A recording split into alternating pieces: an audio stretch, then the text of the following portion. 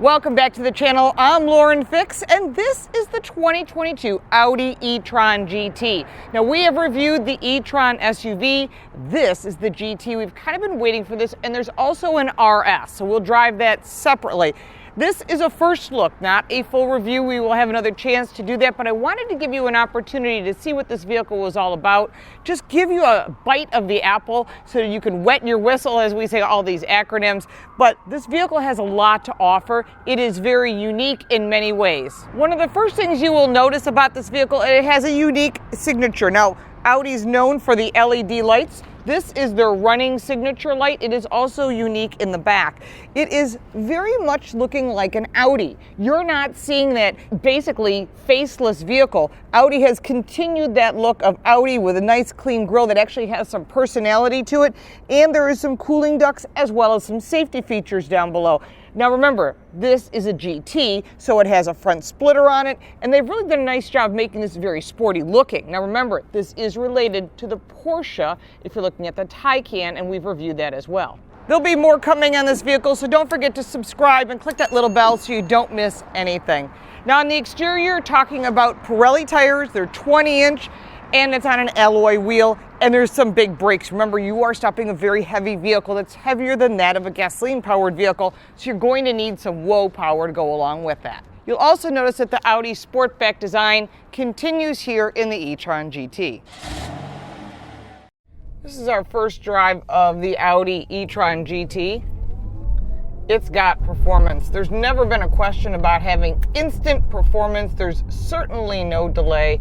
But this is one of the things I think that people forget about when you buy an electric car is you get that instant satisfaction, that instant gratification. The distance on this is about 160 miles. Of course, that depends on temperatures outside. But your initial reaction is, this is obviously an Audi. There's no question about that. That is a good thing. There's a lot of Porsche-esque feel to this, which means it has great handling and great performance, and certainly wouldn't leave you disappointed when it comes to the overall look and your initial experience. Now, the one thing to know about electric vehicles is it does take time for them to charge. So when I picked up this vehicle this morning, it was in a parking garage, and you have to have that available to you, a garage or a spot where you can plug it and charge.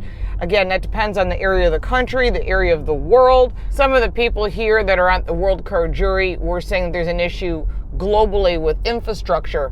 And so that's something that you have to think about. What country do you live in? What city do you live in? Do you have access to charging? Are you parking this outside or inside? So my initial impression as a person who's owned many an Audi in the past is you will not feel disconnected to this vehicle at all. The steering input, and this is just in the normal drive mode. We haven't put it into performance mode or anything yet. We're just getting a feel for this vehicle overall. And my initial impression is this is really cool. The design and the detail, I wish they put some of this into the hybrids, into the gasoline-powered vehicles, because it is really beautiful. From the detail on the paddle shifters to some of the details here on the dash, the real carbon fiber makes this car expensive, but what it also does is makes this car very high-tech, very futuristic, and very modern. You also have a solid glass roof, which I think is beautiful, and it's tinted so that you're getting a little warmth from the sun, but you're not getting blasted by the light. Some of the additional unique details are the smooth dash that is here as far as the multimedia interface, or the MMI. Further down, you've got your drive select mode, and the shifter is just a slide back and forth. So it is really neat and high tech, and nothing that you would expect anything different from a German product. When you go to the different drive modes, it not only changes the sound, which is not an exhaust sound, but it's a hum that's been built in to give you that feeling, the emotion that is missing when it comes to many electric cars. You're just driving an appliance compliance, or a compliance appliance. It's sort of a tongue twister. But either way, this is not one of those. This feels as though it is an appliance, but then it has performance. So think of it as a high performance appliance. So the suspension points change, and you can go into that Audi Drive Select, and it will allow you to pick different things. It'll also raise and lower the vehicle in order to change the ride height as well as the suspension and the steering input and the sound that you hear. So one of the things that they've done that I really like is they've made you get that experience that you would get if you were to purchase a high-performance Audi. And there are plenty of them out there. I do like the feel of this vehicle, the grippy steering wheel with Alcantara that's on here, the carbon fiber, everything is soft. So they really went top of the line premium. But remember, you're talking about a $100,000 plus car. And it also looks really cool. I've done a fabulous job with that. If you've ever driven an Audi or seen the interface of an Audi, you can see right away this is nothing different than what you've experienced in the past. That also allows you to do that virtual cockpit, which I think is the best in the marketplace. And you can see that now I've got all kinds of maps here. And I think that's one of the things that's overlooked in many cases. That virtual cockpit, or having that integrated navigation, allows you to keep your eyes on the road and your hands on the wheel. And they've done a really cool job. Just the details in this vehicle really impress me. I just wish it had an optional hybrid motor with 48 volt architecture. But for those of you thinking about an EV, you have to drive this vehicle as an option. If you're thinking about spending this kind of money, you're going to lease this type of vehicle, and you're going to get that $7,500 tax credit, which Audi does get, as well as whatever your state or your company offers. I would absolutely consider this vehicle if I was buying an electric vehicle. So I'm currently driving it in dynamic mode. Remember that when you do that on a regular basis, you're pushing this vehicle, you're propelling about 4,800 pounds of mass.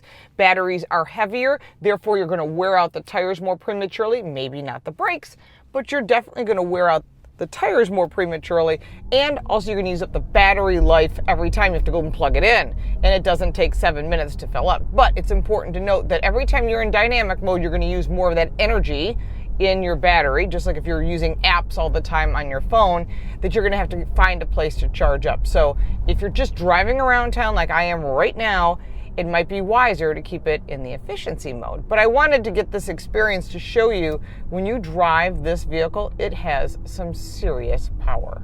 You can hear all kinds of things outside. It's a very quiet vehicle. But in the distance, I can hear an ambulance that I probably wouldn't hear if I was driving a gasoline-powered vehicle.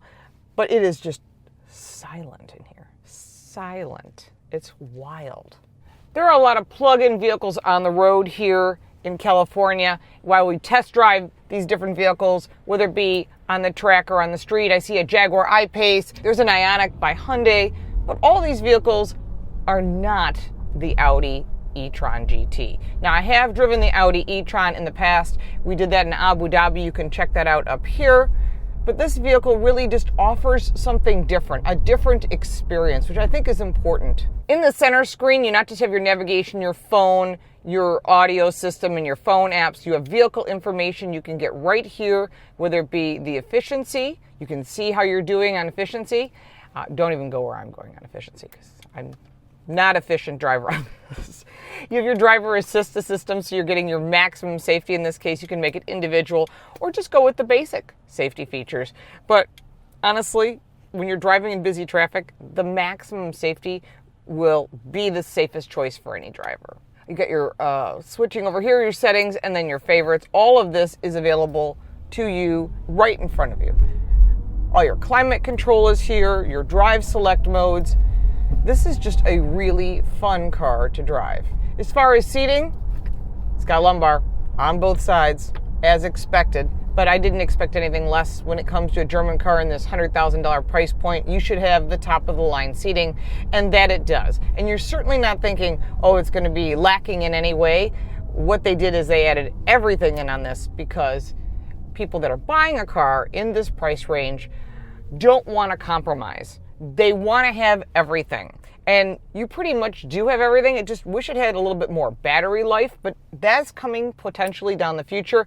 Remember that this is not the only option down the road, although many mainstream media outlets have said that. The fact is there's going to be choices. You're going to have gas. There's diesel in some areas of the world. I am a diesel fan personally. I like the torque, but there's a lot of torque in this as well. There's going to be hydrogen and a lot of other propulsions that you're going to be seeing down the road. we'll get another opportunity to drive this vehicle down the road. We will be able to do a full Car Coach Reports rating. I wanted to give you a first bite at the apple to kind of feel what you might be buying, what you might be driving, and these are some of the cars you're going to be seeing on the road, so at least you know what you're talking about.